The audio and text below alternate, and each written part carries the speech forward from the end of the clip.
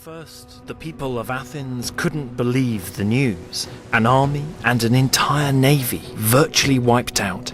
Many blamed the democracy for authorizing such a foolish mission, and the anger and tension even spilled into the streets, where some Democrats were attacked. The great fear now was what would befall Athens in the wider war against Sparta. Serious issues like these were regularly addressed in the Athenian theatre, and in the midst of this chaos, the playwright Aristophanes was preparing a new comedy for performance at the theatrical festival. In 411 BC, Aristophanes put on a play called Lysistrata. It's one of his most well-known, not least because of its unabashed rudeness. It was actually banned in Britain until 1957, and even then the first performance of it was called savagely pornographic. But it's also one of his most popular because of its strong female protagonist, but also because its call for peace strikes a chord in our continuously conflict-ridden world. To put an end to the war, Lysistrata persuades women from all over Greece to go on a sex strike until the men agree to make peace. The women also seize control of the Acropolis, where the city's treasury is kept. When a magistrate, a proboulos, arrives to retrieve funds for the war, Lysistrata berates him about the losses that the women have been forced to bear. Women have to take on more than twice your burden. Firstly, it's us giving birth to children, then we send them off as soldiers. The women dress the magistrate up in their clothes and send him away, humiliated. As the strike continues, the sex-starved men of Greece become increasingly desperate until finally they agree to make peace. So, Rosie, with a play like Lysistrata, can you give us a sense of just how bawdy, how grotesque the humour in old comedy really was? Well, it's the kind of thing that's, for example, difficult to stage in schools now, because it's got men with strapped-on phalluses, very visible, and jokes, all the innuendos about whether or not they're going to get sex with their wives, and just the general bawdiness of that. All the jokes on the women's side, of course, about what it's like being married, what tricks they get up to, even reference to sexual positions, the lion on the cheese grater.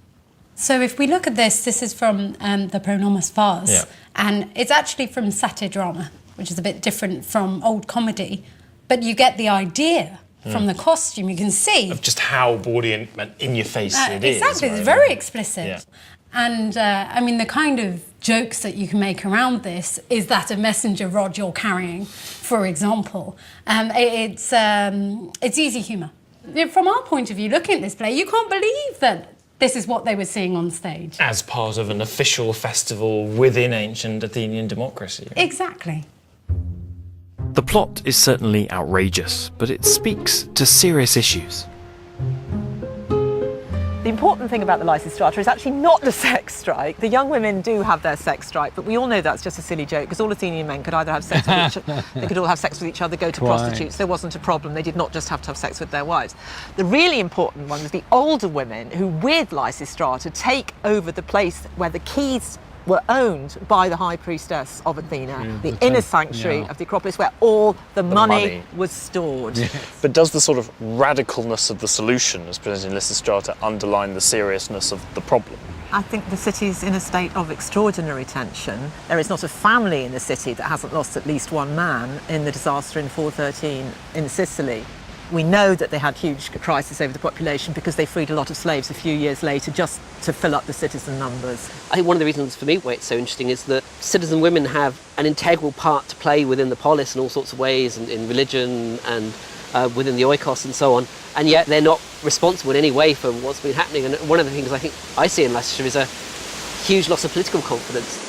The assault on male power is through the figure of the proboulos, who is thoroughly feminised and ridiculed. I think you have to put it into its political context. A terrible defeat, Athenians losing self-confidence, really, and with some good reason, blaming the leaders for their bad advice, etc. On the other hand, the message overall is, should the Athenians make peace, or should they continue to fight the Peloponnesian War? And the outcome of the play is, of course, peace is great because you have much more fun in peacetime than you do in wartime. You don't lose your husband or your brother or your lover in battle, and so on and so on. So the actual big issue is internal politics. Is Athens going to continue to be a democracy? And externally, should it or should it not make peace? Lysistrata is classic Aristophanes. He's using a ridiculous plot to throw light on the political dilemmas facing Athens. But for me, it's the constant references to the harsh realities of war that really resonate.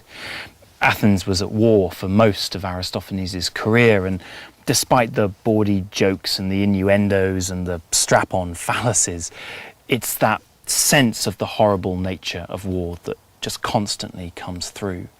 In fact, the bawdy backdrop, in a way, makes the point more strongly than tragedy ever could.